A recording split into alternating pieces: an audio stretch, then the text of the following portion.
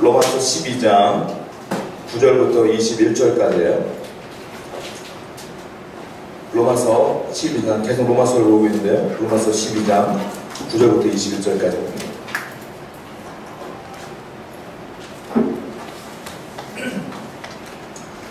자, 교독합니다. 사랑에는 거짓이 없나니 악을 미워하고 선에 속하라. 형제를 사랑하여 서로 우애하고 존경하기를 서로 먼저 하며 부지런하여 게으르지 말고 열심을 갖고 주를 섬기라. 소망 중에 즐거워하며 환난 중에 참으며 기도에 항상 힘쓰며 성도들의 쓸 것을 공급하며 손 대접하기를 힘쓰라.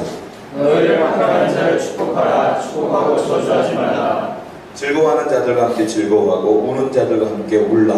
서로 마음을 같이 하며 높이는 마음을 주지 말고 우리가 낮은 데 처하며 스스로 지혜 있는 체 하지 말라. 아무에게도 악을 악으로 갚지 말고 모든 사람 앞에서 선한 일을 도모하라. 할 수 있거든 너희로서는 모든 사람과 더불어 화목하라. 내 사랑하는 자들아, 너희가 친히 원수를 갚지 말고 하나님의 진노하심에 맡기라. 기록되었으되 원수 갚는 것이 내게 있으니 내가 갚으리라고 주께서 말씀하시니라. 내 원수가 죽이거든 먹이고 목마르거든 마시게 하라. 그리함으로 내가 숯불을 그 머리에 쌓아놓으리라. 같이 읽습니다. 악에게 치지 말고 선으로 악을 이기라. 기도합니다. 참 좋으신 아버지 하나님, 우리 거룩한 주일을 맞이하여 하나님을 기억하여 예배하는 귀한 백성들 한 분 한 분 축복해 주시기를 간절히 원합니다. 마음은 있으나 여러 가지 어려움 가운데 또한 생활 가운데 이 자리에 참석하지 못한 지체들이 있습니다. 그분들의 삶을 주장해 주시며 이 시간 바로 이 예배 시간을 기억할 수 있도록 도와주시며 그들이 어디 있든 간에 하나님께 잠깐이라도 기도할 수 있도록 주님께서 인도하여 주시옵소서. 그러므로 온 가족이 온 성도가 함께 예배하는 그런 은혜를 누릴 수 있도록 인도해 주시며 특별히 오늘 예배 가운데 하나님 말씀으로 임해 주시어서 오늘 귀한 지체들 가운데 필요한 말씀들을 공급하여 주시옵소서. 감사합니다. 모든 말씀 예수님의 이름으로 기도드렸사옵나이다. 아멘.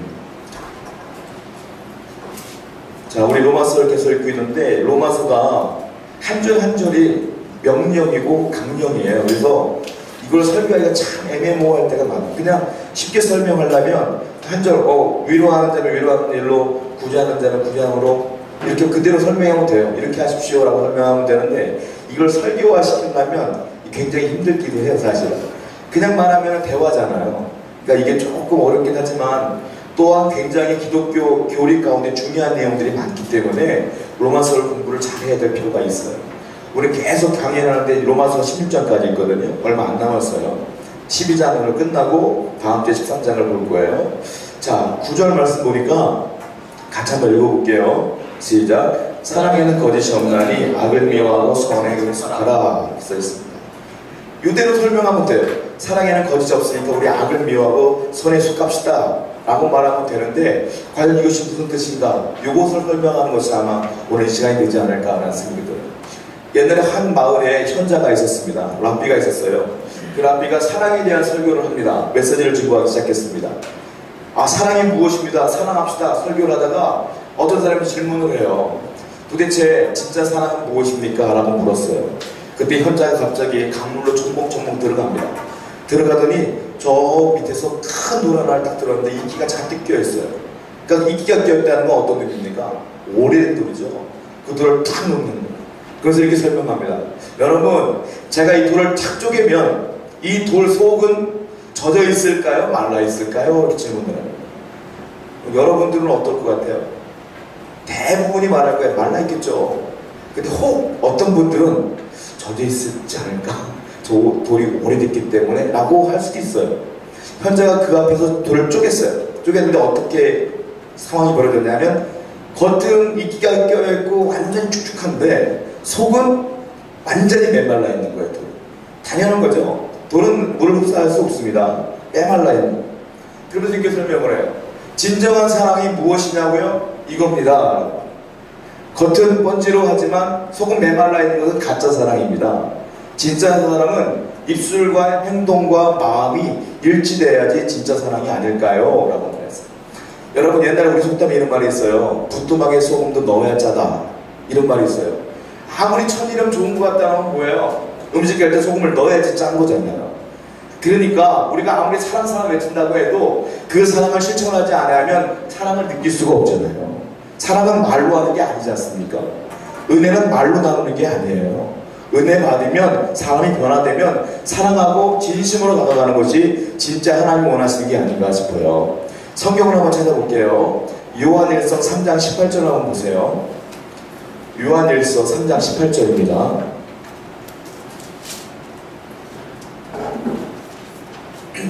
요한일서 3장 18절 말씀이에요. 같이 읽습니다. 시작. 자녀들아 우리가 말과 혀로만 사랑하지 말고 행함과 진실함으로 하자. 예, 정확히 써 있어요. 자녀들아 우리가 말과 혀로만 사랑하지 말고 오직 행함과 진실함으로 하자. 이거 우리 굉장히 많이 본 말씀입니다. 기독교의 사랑 빼고는 교리 가운데 제일 좋은 교리가 사랑이기 때문에 우리 일에 박힐 정도 다 들었어요. 그래 중요한 게 사랑을 모르느냐 모르지 않아요. 행하지 않는 것뿐이지. 사도 요한은 그렇게 말하잖아요. 말과 혀로만 사랑하지 말고 오직 행함과 진실함으로 하자. 여러분 영어 가운데 프리텐드라는 단어가 있어요. 그게 무슨 뜻이냐면 무엇 임체하다, 뭐뭐 임체하다는 뜻이에요. 이하를 붙이면 사람이 되죠. 프리텐더, 뭐뭐 임체하는 사람. 쉽게 말하면 사기꾼. 왜냐? 무슨 말이냐? 겉과 속이 다른 사람이요. 앞에는 사랑하는 척, 좋아하는 척, 아주 귀하게 보는 척 하면서 속으로는 그렇지 않은 사람들 가지고 프리텐더라고 하는 거예요. 우리 기독교에서 제일 강령이 뭡니까? 윤리 제일 강령이 서로 사랑하라. 예수님 하신 말씀이 뭡니까? 하나님을 사랑하라. 이웃을 사랑하라. 그런데 많은 교회들 제가 사역을 해봤어요. 제가 젊은 사역도 해보고 어른들과 대화를 많이 해봤는데 제가 솔직히 설명해 드릴게요. 어른들, 장년들보다는 젊은 사람들이 더 솔직하더라고요. 사실 너무 솔직해서 너무 솔직해서 너무 마음이 아플 때가 있어요. 사실 목사님 말씀 왜 이래? 이럴 때도 있고 왜 이러죠? 너무 직설적일 때인데 가만히 생각해보면 그게 맞아. 마음과 이게 나오는 게 똑같아야 되거든요. 그래서 제가 어른 목회를 좀 해보니까 장년들과 대화를 좀 해보니까 장년들은 달라요. 왜냐하면 사회생활을 오래 했지 않습니까? 오래 하다 보니까 직장생활을 오래 하다 보니까 상하원 개념이 굉장히 강해요. 그러니까 직장 상사가 아무리 뭐라고 할지라도 그 앞에서는 웃으면서 내요. 복종을. 뒤에서는 술을 마셔가면서 욕을 해야 되죠. 그래서 상사 앞에서는 맨날 웃으면서 내요. 근데 그 교회에서 거의 동일해요. 제가 이제 사무실에 있으면 성도님들 찾아와서 제 앞에서 담임 목사님을 그렇게 할 때가 많아요. 되게 욕해요. 내가 어떻게 될지 모르겠어. 그 앞에서 내가 맞습니다 할 수 없고 아닙니다 할 수 없고 답답하고 웃으면 그냥 미소를 지어 듣기만 하는데, 근데 참 묘한 게 뭔지 아세요? 그렇게 욕했던 분이 예배 끝나고 담임 목사님이 딱 악수하잖아요. 그때는 그 앞에서 90도 인사하면서 은혜 받았습니다 하고 미소를 지으면 가요. 그거 보면서 제가 어떤 게 진짜인가 이런 고민할 때가 많았거든요. 근데 그게 사회에서나 교회에서는 똑같다는 거예요. 똑같다는. 몸무게치 하는 게 똑같다는. 지금 여기서도요, 여러분들 눈빛 하나하나 보면 말씀을 잘 듣는 척, 은혜 받는 척 할 수도 있잖아요. 아닌데 그러니까 기존적으로 이렇게 보면서 주무시는 분도 계시고 딴 생각하는 분도 계시고, 또 예배 끝나면 목사님 은혜 받습니다 할 수 있는데 사실 아닐 수도 있고. 내가 이런 얘기 왜 하냐면 우리 교회만큼은 좀 진실됐으면 좋겠다는 거죠. 이왕 신앙생활하는 거 서로 사랑했으면 좋겠다는 거죠. 그런 교회들이 많다는 거예요. 많은 교회들이 서로 사랑하는 척, 말로는 사랑한다 자매님, 형제님 하지만 속으로는 그렇지 않은 사람들이 너무도 많다는 거예요. 근데 그 부분을 사도 바울이 툭 건립니다. 오늘 9절 말씀 다시 한번 읽어볼게요. 9절 말씀 다시 한번 읽습니다. 시작. 사랑에는 거짓이 없나니 악을 미워하고 선하게 속하라 그랬어요. 사랑에는 거짓이 없나니, 이 원문을 그대로 해석하면 이렇게 하는 거예요. 사랑에는 거짓이 없나니, 이것을 사랑에는 거짓이 없어야 하나니 이렇게 해석되는 거예요. 사랑에는 거짓이 없어야 하나니 악을 미워하고 선에 속하라 이 말이에요. 사랑에는 거짓이 없어야 된다고 사도 바울은 명확하게 얘기합니다. 그러면서 거짓이 없는 사랑은 무엇이냐 두 가지 조건을 얘기하는데, 그게 뭐냐면 악을 미워해야 되며 선에 속해야 된다 이렇게 말하고 있습니다. 선에 속한다는 개념은 우리가 명확하게는 모르지만 대충은 압니다. 선이라는 것이 무엇입니까?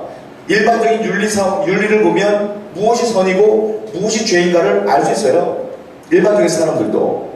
기독교도 마찬가지예요. 우리가 신앙으로 들어와도 무엇이 선이고 무엇이 악인 줄은 다 알아요. 자, 주일 예배 지키는 것과 안 지키는 것, 무엇이 선입니까? 지키는 게 선이에요. 그럼 기도를 하는 것과 안 하는 것이 무엇이 선입니까? 기도를 하는 게 선이에요. 이웃에게 복음을 증거하는 게 선입니까? 증거하지 않는 게 선입니까? 증거하는 게 선이에요. 여러분이나 저나 잘 알아요, 선이 무엇인지. 그래서 사도 바울이 말하는 건 진짜 사랑하려면 일단은 선에 속해라. 선에 속해야 된다. 네가 선한 사람이 되어야 된다. 그러면 네가 진짜 사랑할 수 있다. 두 번째, 악을 미워해라 그랬어요. 악을 미워해. 여러분, 우리가 이제 신앙생활 오래 하신 분들은 이 악을 미워하라는 성경이 있다는 걸 알아요. 그런데 신앙생활 얼마 하지 않은 분들은 네 원수를 사랑하라는 말은 알아요. 근데 악을 미워하라는 말은 잘 몰라요. 그래서 사람들이 악을 미워하라, 악을 정죄하라 이 부분에 있어서는 왜? 라고 할 수가 있단 말이에요. 분명히 원수를 사랑하라고 했는데 왜 악을 또 미워하래? 라고 할 수 있어요. 하나님의 뜻은요, 원수를 사랑하라 정답입니다. 왜? 원수는 사람을 말해요. 사람. 악은 사람이 아니에요. 죄 자체예요. 그러니까 하나님이 원하시는 건 아무리 죄를 짓고 나에게 해코지를 했어도 그 사람은 미워하지 말고 그 사람의 죄는 미워해라 이 말이에요. 그 교회에서 사랑하면서 안타까운 교회들이 많아요. 제가 뭐냐면 교회 문제가 발생되는 게 많거든요. 한국 교회에 문제가 많아요. 근데 교회가 그럴 때마다 두 가지를 딱 갈라져요. 한쪽은 이거 이럴 수 있느냐, 한쪽은 은혜로 덮었으면 좋겠어. 그래도 은혜로 덮자. 교회는 은혜 아니야? 한 사람은 아니야, 그럴 수 없어. 그래서 갈라져요. 무엇이 정답일까요, 여러분? 야, 이건 아닌가 하면 어디서 해야 될지 모를 때마다. 그래서 교회가 그것 때문에 갈등이 시작되고 쪼개지고 갈라지는 경우가 너무도 많다는 거예요. 근데 성경적으로 바라보면 무슨 교회에 어떤 일이 생기면 무조건 은혜로 덮는 건 은혜가 아니라는 거예요. 무조건 은혜로 덮는 건 사랑이 아니라 사랑을 빙자한 그것은 사단의 공략일 수 있다는 거예요. 특히 제가 담임 목사지만 목사님들이 엄청난 죄들을 지을 때가 많아요. 교회에서. 그러면 어떤 사람들은 목사님을 사랑하니까 덮자, 어떤 사람들은 아니다 이렇게 하는 경우가 있는데, 명확히 말하자면 목사님들이 지은 죄, 장로님들이 지은 죄, 성도님들이 지은 죄, 교회를 흔들 만한 엄청난 죄들, 그건 덮으면 안 되는 거예요. 사실은 그건 악이기 때문에, 그 죄이기 때문에 그거는 명확하게 밝힐 건 밝히고 하나님 은혜까지 회개할 건 회개해야 되는 거예요. 그렇다고 해서 그 지은 죄 사람까지 막 멸시하고 무시하면 안 되고 그 사람을 용서하고 다시 받아들이고 기회를 줘야 된다. 이것이 성경적이다. 그러니까 밝힐 건 밝히고 정죄할 건 정죄하라는 거예요. 이게 진짜 사랑이다 이 말이에요. 사랑하는 성도 여러분, 우리 교회는 좀 이렇게 건강한 교회가 됐으면 좋겠어요. 꼭 제가 엄청난 죄를 지으면 달려드세요. 막 달려들고 정죄하세요. 제가 회개할게요. 여러분들도 마찬가지예요. 정말 그렇지 않고 우리가 정말로 엄청난 교회를 흔들 만한 죄가 아니다 싶으면 다 용서하고 덮고, 그렇지 않다, 교회가 정말로 큰일 났다, 그러면 그건 밝히고 밝혀야 됩니다. 그것이 진짜 사랑이 아닌가. 사도 바울이 지금 그 이야기를 하고 있는 거예요. 자, 그리고 10절과 11절 한번 읽어볼게요. 시작. 형제를 사랑하여 서로 우애하고 존경하기를 서로 먼저 하며 부지런하여 게으르지 말고 열심을 품고 주를 섬기라. 사실 이 말은요, 좋은 말이지만 9절 말씀에 종속된 말씀이에요. 그러니까 9절 말씀을 이루지 못한 사람은 10절과 11절 말씀을 이룰 수 없는 거예요.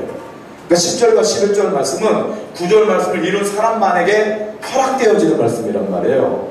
형제를 사랑하여 서로 우애하고 존경하기를 서로 먼저 하며, 이것은 진짜 사랑을 하지 못하는 사람은 못한다는 거예요. 그러니까 진짜 사랑을 해야 된다는 거예요. 11절 부지런하여 게으르지 말고 열심을 품고 주를 섬기라 이렇게 써 있어요. 10절 말씀 보니까 형제를 사랑하여 서로 우애하고 존경하기를 서로 먼저 해라 그랬습니다. 제가 오늘 설교 가운데 두 가지를 말씀드릴 건데, 첫 번째는 교회 안의 공동체 가운데 성도와의 사랑을 얘기할 거예요. 그리고 두 번째로는 성도와의 사랑이 아니라 원수와의 사랑을 이야기할 거예요. 오늘 본문이 그 내용이에요. 지금은 성도와의 사랑을 이야기하고 있어요. 형제를 사랑한다, 이 말은 교회 성도를 의미하는 거거든요. 자, 서로 우애하라. 우애라는 단어가 무엇입니까? 우애하라는 말은 많이 들었는데 진짜 우애라는 정확한 뜻은 이거는 거예요. 가족의 플러스 우정이에요. 가족 사랑 플러스 우정, 이게 우애야. 우애. 즉 사도 바울이 성도들을 바라볼 때 어떻게 바라봤느냐면 가족과 같은 존재로 바라보는 거예요. 내 가족과 같은 존재. 그리고 내 친구와 같은 존재로 바라보는 거예요. 그리고 가족의, 그리고 우정, 이 모든 걸 복합하여 사랑해라. 그렇게 사랑해라. 이렇게 표현하고 있는 거예요. 여러분들은 영적인 가족입니다. 믿습니까? 세우는 공동체 안에 영적인 가족이에요. 믿습니까? 근데 가족이 아닌 것 같아, 가끔 보면. 가족이 아닌 것 같아. 가족이에요. 그걸 알고 대화를 하고 그걸 알고 쳐다봐야 돼요, 우리는. 그리고 우정, 마치 동료와 우정, 친구들 속상할 때 친구와 함께 이야기하잖아요. 그 정도의 밀접한 관계가 돼야 된다는 거예요, 교회는. 성도들은 그래야 된다는 거예요. 그리고 사도 바울이 마지막으로 말하는 거는 존경해라 그래서 존경. 세상에서 말하는 존경은요, 상하가 명확합니다. 누가 존경받는지 아십니까?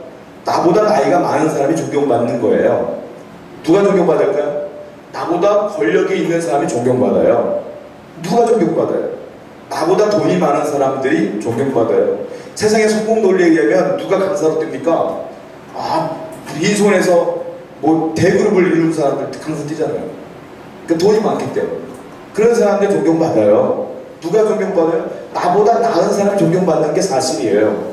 근데 여기서 말하는 존경의 의미는 상하관계의 의미가 아닙니다. 이건 수평적인 의미예요. 무슨 의미냐? 우리가 존경받아야 돼, 전부 다. 여러분들, 사도 바울의 논리에 의하면 내가 나라를 존경하고 내가 전후자들을 존경해, 내가 소유를 존경해야 돼. 목사를 존경받는 게 아니라 여러분 자체가 존경받아야 돼. 왜냐? 예수 그리스도께서 이 땅에 오셔서 핏값을 주고 돌아가시면서까지도 우리를 구원하셨어요. 나만이 아니라 모든 분들을 구원하셨어요. 그렇기 때문에 여러분들은 핏값을 주고 산 굉장히 중요한 분들이란 말이에요. 그렇기 때문에 서로 존경하라, 이 의미인 거예요. 우리가 나이가 적다, 돈이 없다, 우리가 못 산다, 아무것도 없다, 이래서 존경받지 못한다, 이게 아니라 그건 다 빼버린 거야, 사도 바울은. 그게 중요한 게 아니라 예수님이 당신을 그렇게 귀하게 여겼기 때문에 서로 존경해야 될 의무가 있다라는 거예요. 여러분들 존경받아야 될 마땅한 책임과 의무가 있습니다, 여러분. 여러분들 존경받아야 될 분들이에요. 근데 안타깝게도 내가 나를 제일 존경 안 할 때가 많아요. 내가 나를 제일 무시해요. 나 같은 자가 뭘, 내가 뭘. 아닙니다. 당신은 너무 소중하고 귀한 분들이에요. 사도 바울이 왜 우애라는 단어와 존경이라는 단어를 섞어 썼느냐 하면, 우애, 사랑, 이 단어만 딱 놔두면 변질될 가능성이 높습니다. 그 존경이라는 단어가 포함한 이유는 이 사랑을 보호하는 보호막과 같은 거예요. 내가 존경하며 사랑한다는 것과 그냥 사랑한다는 것은 달라요. 존경까지 플러스가 되어 있으면 그 사랑이 변절되기가 쉽지 않다. 그러니까 성도는 성도를 사랑하는 것뿐만 아니라 서로 존경할 줄 알아야 돼요. 저 사람 왜 그래? 이러지 말아요. 그분도 예수님이 핏값을 주고 사신 분이에요. 쟤는 왜 그래? 도저히 이해가 안 된다. 이해가 안 돼도 이해했으면 좋겠어요. 왜? 그분은 정말로 주님이 사랑하는 분이에요. 자, 우리 옆에 분들과 한번 인사했으면 좋겠는데요. 서로 존경합시다. 인사했으면 좋겠어요. 서로 존경합시다. 존경합니다. 존경해야지 사랑이 깊어져요. 사도 바울이 그래서 지금 그 이야기를 하고 있는 겁니다. 탈무드에 보면 형제란 단어를 이렇게 표현했더라고요. 형제란 우리가 한평생 살아가는 동안에 서로 의지할 수 있고 서로 붙들어 세워줄 수 있도록 하나님이 주신 선물이다. 바로 여러분들이 그런 선물이라는 거예요. 이 사람들이 내가 힘들 때 내가 의지할 수 있고 나를 붙들어 줄 수 있는 형제다. 이걸 믿고 우리 세우는 교회 공동체를 더 사랑하시는 여러분 되기를 축원드립니다. 그럴 때 더 하나님께서 기뻐하시지 않을까 생각이 들어요. 자, 11절 말씀을 한번 읽어봅니다. 11절 말씀이에요. 시작. 부지런하여 게으르지 말고 열심을 품고 주를 섬기라. 자, 갑자기 사랑 이야기 하다가 맨 마지막에 보니까 주를 섬기라라는 주님을 섬기는 이야기가 딱 등장을 합니다. 이 말씀 묵상해 보면 어떤 의미냐면 성도 간의 사랑이죠. 성도 간의 진실된 사랑은 주님을 잘 섬기는 것과 직결된다는 거예요. 이 말은. 주님을 잘 섬기는 것과 성도와 성도끼리 사랑하는 것은 개별적인 문제가 아니라 이것이 직결되어 있다는 거예요. 성도 간의 교제, 교통, 사랑 이 부분이 주님을 섬기는 것과 직결된다고 사도 바울이 지금 11절에서 말하고 있는 거예요. 자, 부지런하여 게으르지 말아라. 이 말은 육적인 말입니다. 육적인. 즉 몸으로 열심을 다하여 서로 사랑하라. 열심을 다하여 헌신하며 봉사하며 살아가라 이 말이에요. 사실은. 자, 그리고 열심을 품고라는 단어가 있는데 이 단어는 원문으로 그대로 해석하면 이런 말이에요. 열심을 품고가 아니라 영적으로 뜨거운 가운데 이렇게 해석됩니다. 부지런하여 게으르지 말고 영적으로 뜨거운 가운데 이렇게. 그 다른 말로 말하면 성령의 뜨거운 마음을 가지고 이렇게 표현할 수도 있는 거예요. 영적인 뜨거운 가운데 성령으로 뜨거워진 마음을 가지고 주를 섬기라 이렇게 표현하고 있는 겁니다. 이게 왜 직결되냐면 교회마다 잘 되는 교회가 있고 잘 안 되는 교회가 있어요. 그 이유가 무엇일까 생각해보면 성도끼리 좋아하고 아끼고 사랑하고 가족처럼 지낸다면 만약에 동일하게 주의 일을 하지 않습니까? 주의 일을 하다가 낙심할 수도 있고 절망할 수도 있고 어려울 수도 있어요. 만약에 끈끈한 사랑으로 엮여져 있지 않은 공동체라면 그냥 절망하고 끝나는 거예요. 근데 주의 일을 헌신을 하다가 실망하고 낙담했다면 주위에 있는 사람들이 우르르 달려와서 힘을 주고 기도해주며 위로해주며 격려해준단 말이에요. 그러면 다시 일어나서 주의 일을 또 열심히 하고 또 같이 하고 동료를 연합하여 다시 힘을 합쳐서 주의 일을 한단 말이에요. 그렇기 때문에 주님의 사역과 성도의 사랑은 직결되어 있다는 거예요. 서로가 사랑하면 주의 일도 잘할 수밖에 없다라고 사도 바울이 말합니다. 성도 여러분, 우리가 먼저 서로 사랑할 때 주님의 사역도 열정적으로 잘 될 줄로 믿습니다. 그럼 가장 중요한 것은 내가 내 형제를 사랑하기를 원하는 것, 그 마음이 중요하다고 사도 바울이 계속 이야기하고 있는 겁니다. 자, 12절과 13절 말씀 한번 읽어볼게요.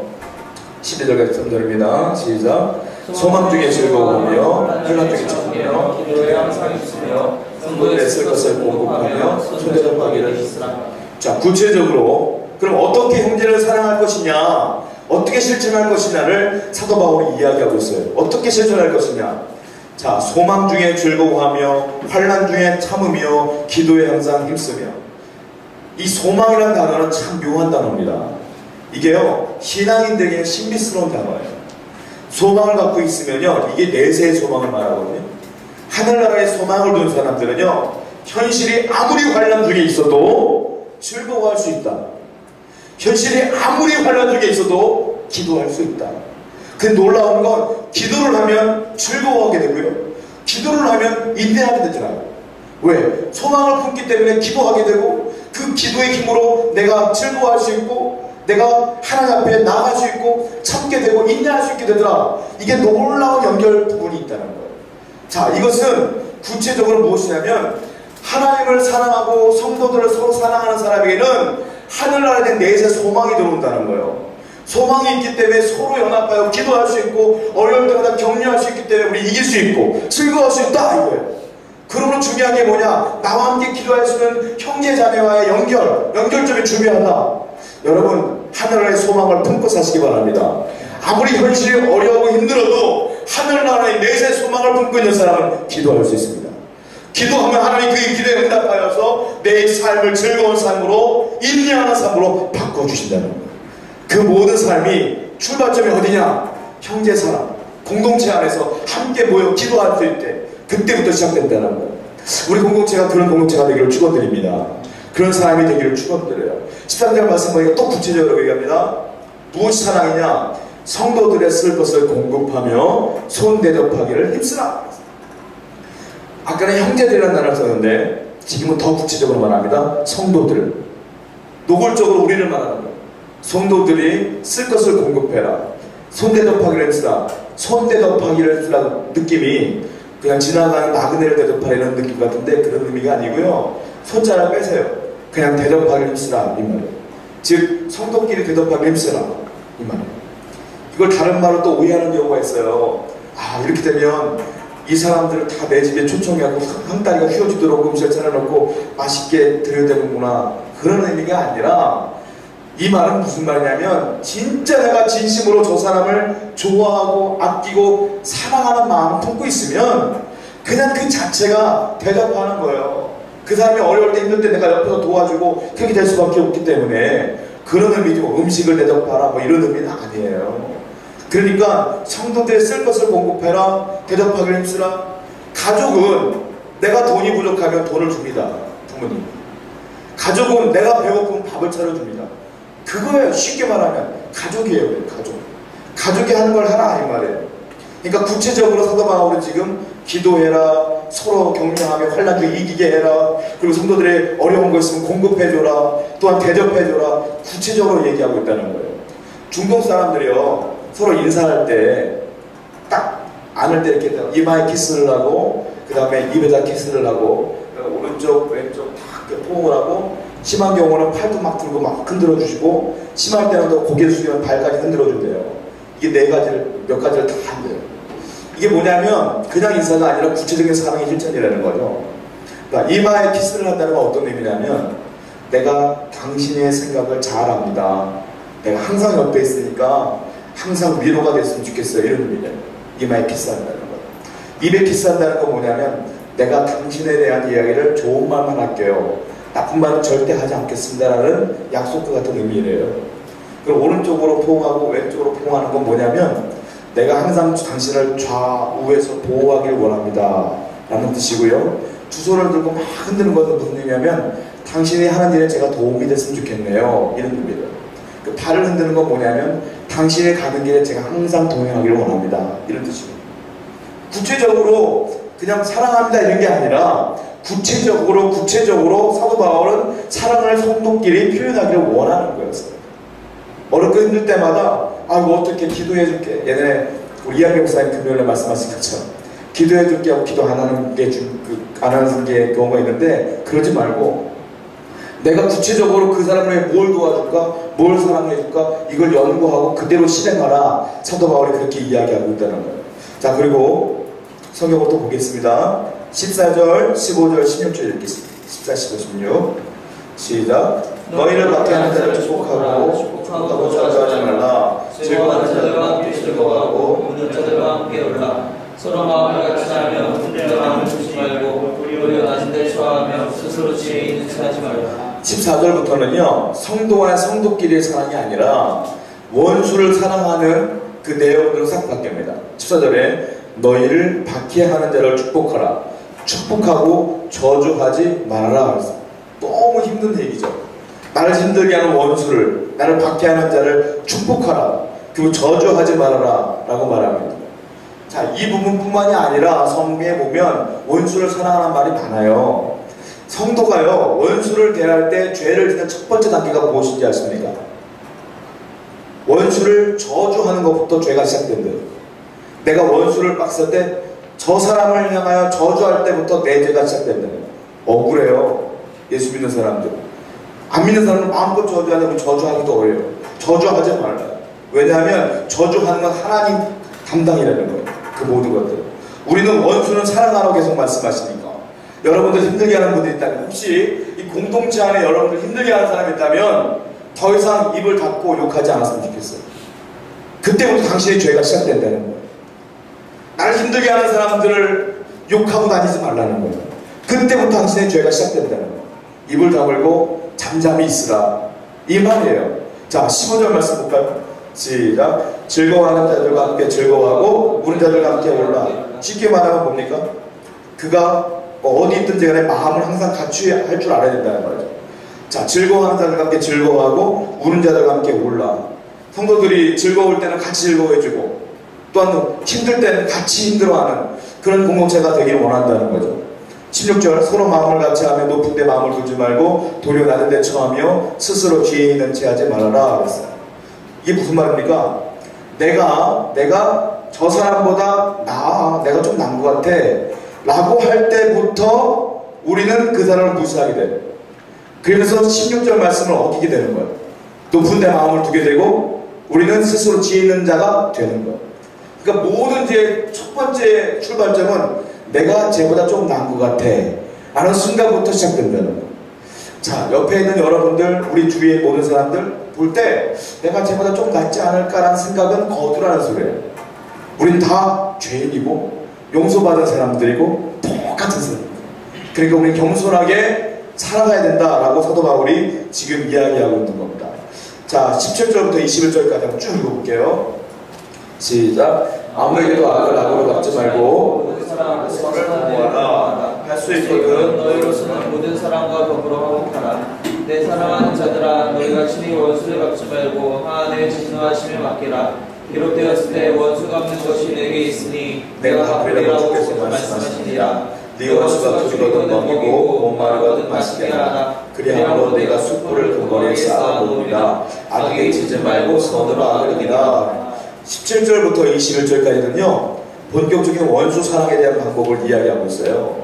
자, 17절 말씀 보니까요, 아무에게도 악을 악으로 갚지 말아라. 모든 사람 앞에 선한 일을 도모하라. 18절 말씀 보니까 할 수 있거든 너희로서는 모든 사람과 더불어 화목하라 해서 했어요. 17절 말씀 하반절에 이런 말씀이 있습니다. 모든 사람 앞에서 선한 일을 도모하라. 이게 무슨 의미냐면, 내가 원수를 딱 만났을 때, 나에게 힘들게 했던 사람을 만났을 때 선한 일을 도모하라. 이 말은 누가 봐도 저 사람이 저 사람한테 착한 일을 했어 라고 인정받을 만난 일을 하라는 거예요. 무슨 말씀인지 아시겠어요? 누가 봐도 야, 쟤는 저렇게 힘들게 쟤는 당했는데 와, 저런 일을 했단 말이야? 라고 할 정도의 일을 오히려 적극적으로 하라는 말이에요. 그게 예수님 사랑의 표현인가 봐요. 야, 정말 쉽지 않습니다. 그런데 이게 주님의 명령이란 말이에요. 나를 힘들게 하는 사람들 단순히 피하지 말고 오히려 선으로 갚으라 이거예요. 선으로. 오히려 그것이 원수를 사랑하는 방법이 아니겠느냐 이런 거예요. 18절 말씀 보니까 할 수 있거든 이런 말 있어요. 할 수 있거든. 이 말은 무슨 말이냐면, 원문을 해석하면 할 수 없으면 할 수 없고 이런 말이 아니라 할 수 있는 데까지 최선을 다해라 이런 말이에요. 할 수 있거든이. 그러니까는 네가 할 수 있는 대로 최선을 다해라. 그리고 너희로서는 어떤 말이냐면, 상대방이 어떻게 나온가 해도 너희 쪽에서는 어디까지나 모든 사람과 더불어 화목해라 이런 말이에요. 상대방이 너를 미워하고 싫어하고 무시해도 상관하지 말고 너는 그냥 화목해라. 너는 그냥 참아라. 이런 의미예요. 제가 사역을 할 때마다 억울한 일들 많이 당할 때가 있었어요. 또 성도인들한테도 그렇고 또 내가 섬겼던 목사님들한테도 그렇고 동료한테도 그렇고 억울할 때가 많아요. 근데요, 제가 억울한 마음으로 기도를 하지 않습니까? 하나님이 단 한 번도 다른 말씀 하시지 않고 똑같은 말씀만 계속 하세요. 뭐라고 말하냐면, 잠잠하라, 참으라, 잠잠하라, 말하지 말라. 계속 그 말씀만 주시는 거예요. 제가 그래서 억울한 일을 당할 때마다, 힘든 일을 당할 때마다 말하지 않고 항상 참았어요. 못 참을 때도 있었죠. 지금 생각해보면 기억 못하는 것도 있어요. 사람 좋은 것만 기억하니까. 근데 분명히 하나님께서 말씀하시는 맨날 같이 하시는 말씀은 참아야 된다, 인내해야 된다. 억울한데, 억울하면 낫네. 계속 이렇게 말씀하셨어요. 여러분도 동일하게 말씀하시는 거예요. 네가 억울해도 힘들어도 참아야 된다, 잠잠해야 된다, 참아야 된다. 이게 사랑인 것 같아요.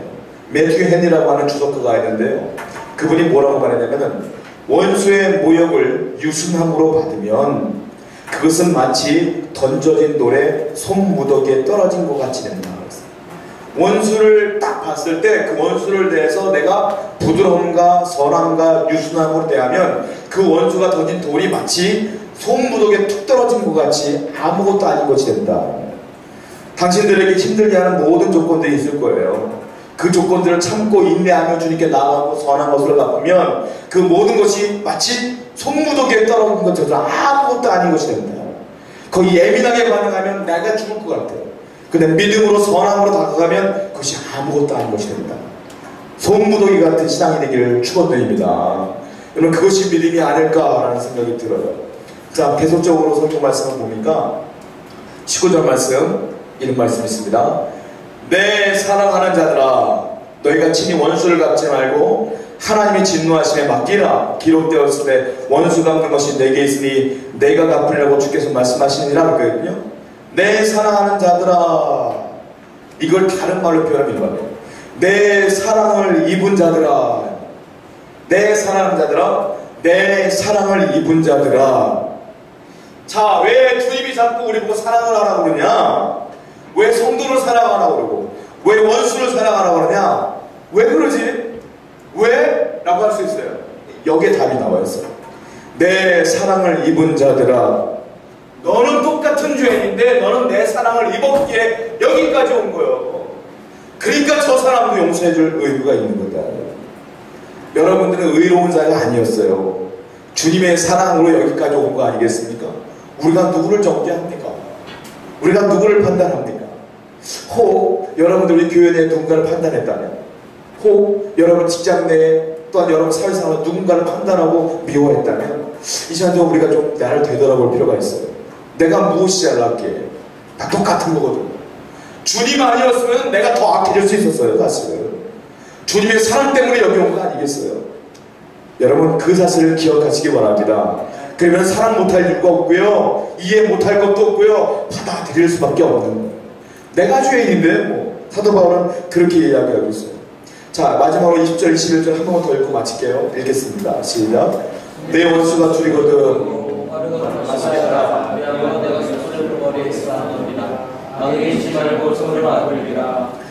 좀 난해한 구절입니다. 뭐냐면 네 원수가 줄이거든 먹이고 목마르거든 마시게 하라. 그리하므로 네가 숯불에 그 머리에 쌓아놓으리라. 이게 무슨 말일까요? 네가 숯불을 그 머리에 쌓아놓으리라. 악에게 지지 말고 선으로 악을 이기라. 여러분 이 똑같은 말씀이 나와 있는 구절이 있거든요. 찾아볼게요. 잠언서 25장 21절과 22절. 잠언서 25장 21절과 22절입니다.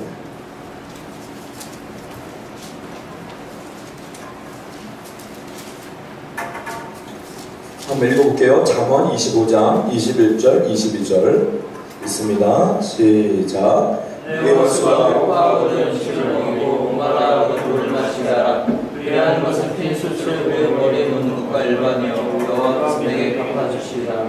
똑같은 핀 숯으로 그의 머리에 놓는 것과 일반이라 똑같은 말씀이 나오는데 이게 무슨 의미냐면 이 유대 문화와 이 대한민국의 문화가 좀 비슷한 면이 많이 있는 것 같아요. 그 중에 하나가 숯불을 피운다는 것도 비슷한 것 같아요. 숯이 만약에 불이 꺼지면 밥도 못 해먹고, 또 우리나라 같은 경우는 겨울에 숯이 없으면 춥지 않습니까? 그때 나하고 관계가 안 좋은 누군가가 만약에 화롯불을 빌려 온다면 사랑이 많은 사람 빌려줄 거예요. 아무리 그래도. 그렇다면 내가 쟤한테 해코지를 했는데 그 녀석이 나한테 화로를 빌려줬단 말이에요. 그 화로를 머리에 입고 가는 거예요. 그런 장면을 생각해 보라는 거예요. 마치 이것도 마찬가지예요. 화로에 불이 꺼졌는데 이 유대인이 친구를 찾아 화로를 빌려달라고 했을 때 이 예수 믿는 누군가가 그 화로를 빌려줬어요. 집에 가져갔단 말이에요. 그제 갔을 때 그 화로불을 볼 때 이 사람의 마음이 어떻겠어요? 마음이 민망할 거란 말이에요. 야, 나는 쟤네들이 해코지를 했는데 쟤는 나한테 뭘 좋다고 선언을 해가지? 그 화로를 볼 때보다 자기가 부끄러웠고 자기가 민망해진다는 거예요. 이 의미가 그거예요. 즉 선으로 악을 갚으라, 악을 이기라, 이 말이 바로 이 말인 거예요. 그 사람이 나에게 악을 행했을 때 나는 오히려 선을 행하면 그 사람은 부끄러워진다, 그 사람은 민망해진다. 그래서 네가 이기는 게 진짜 승리가 아니겠느냐, 이 말을 하고 있는 거예요. 제가 책을 읽다가 한 목사님의 간증을 본 적이 있는데요, 한 목사님께서 예수님을 어렸을 때 믿은 게 아니라 군대 제대하고서부터 믿기 시작한 거예요.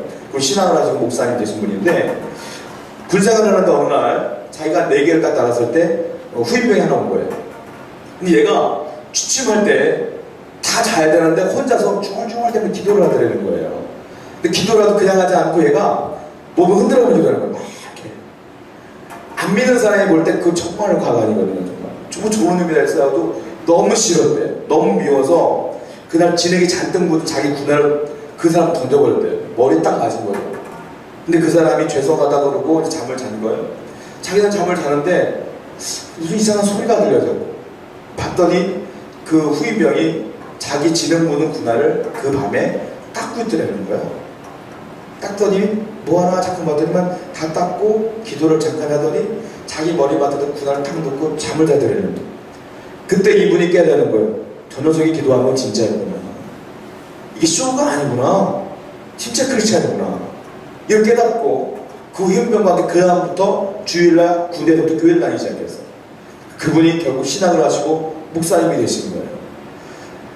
이게 선으로 악을 이긴 케이스가 아닌가 싶어요. 사람의 마음에 감동을 주는 건 제가 나한테 악을 했기 때문에 똑같이 동일하게 갚아주면 전혀 변하지 않습니다.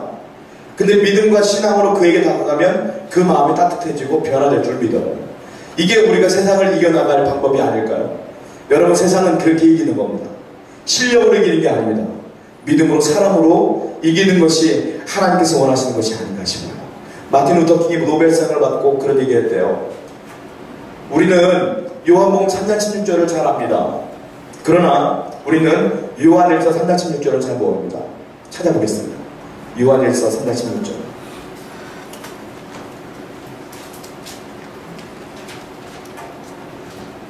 요한일서 3장 16절 17절까지 읽어볼게요. 시작. 우리를 위하여 목숨을 버리셨으니 우리가 여기서 살아를 알고 우리를 위하여 목숨을 버리는 것이 마땅하니라. 누가 이 세상의 생물을 가지고 형제의 고통을 보고도 돌아줄 마음을 가지면 하나님의 세상의 진실 속에 거하리라. 형제들을 위하여 목숨을 버리는 것이 마땅하다. 재물을 가지고 형제의 궁핍함을 보고도 도와줄 마음을 막으면 하나님의 사랑이 어찌 그 속에 거할까? 요한에서 3장 16절은 사랑을 실천하라는 말씀입니다. 사랑하는 세우는 교성도 여러분, 멀리 바라보지 말고 일단은 우리 세우는 공동체 안에 지체들을 사랑하고 진실된 사랑으로 다가가기를 축원드립니다. 기도하겠습니다.